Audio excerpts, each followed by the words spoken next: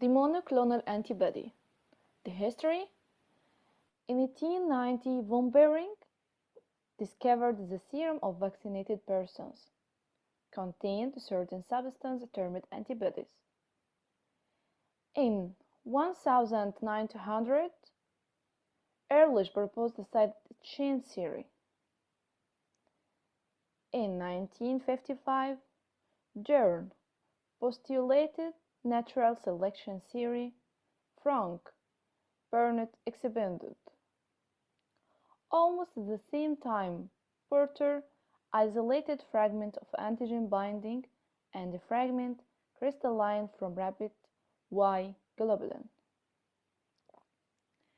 In 1964, Littlefield developed a way to isolate hybrid cells from two parent cell lines using the hypoxanthine aminopterin thymidine selection media.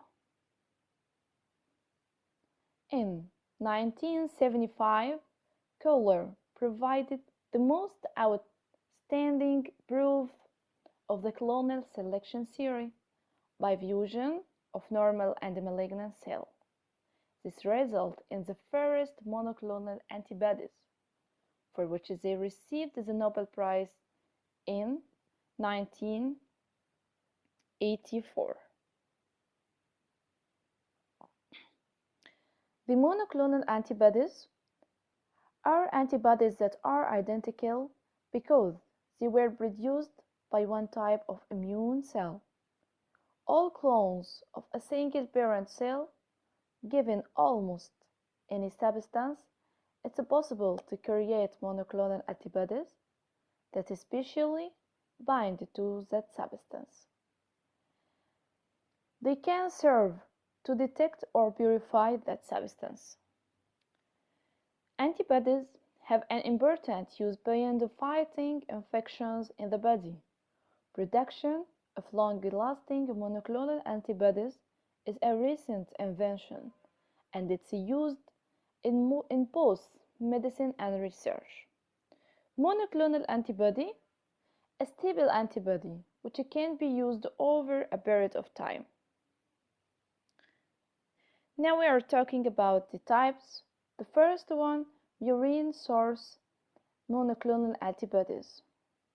Rodent monoclonal antibodies with excellent affinities and specificities. Generated uses conventional hybridoma technology.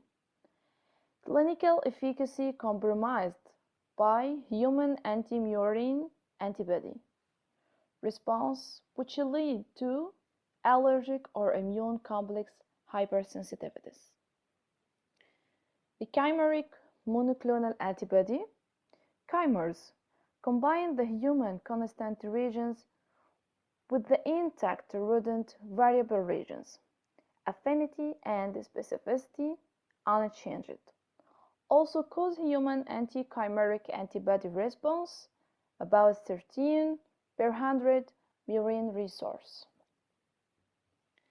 The humanized monoclonal antibodies contained only the CDRs of the rodent variable region grafted onto human variable region framework.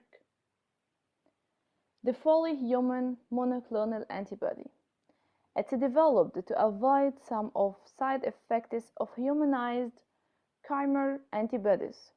It's prepared by two approaches: the fake technology and genetic engineering.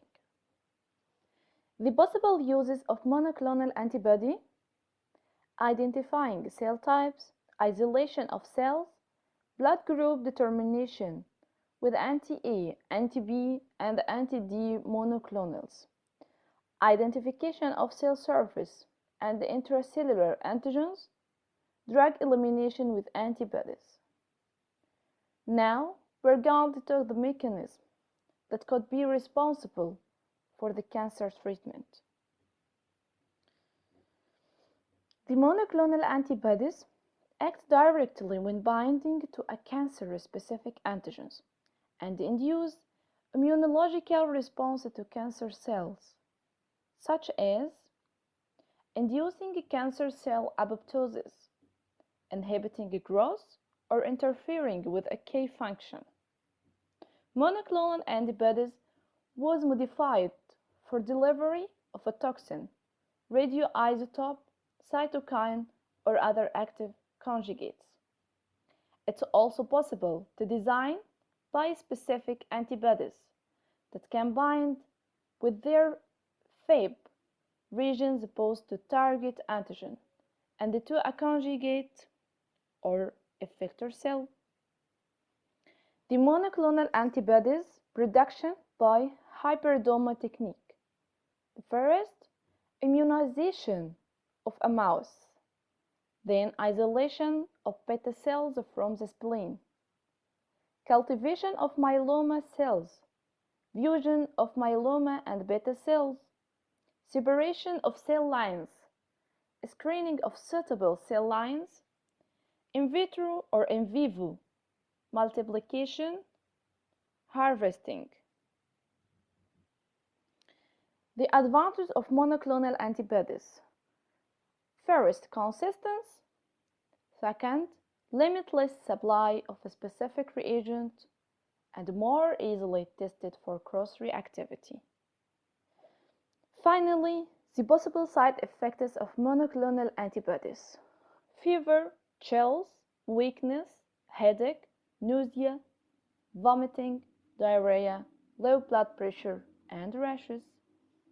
Finally, thank you for listening.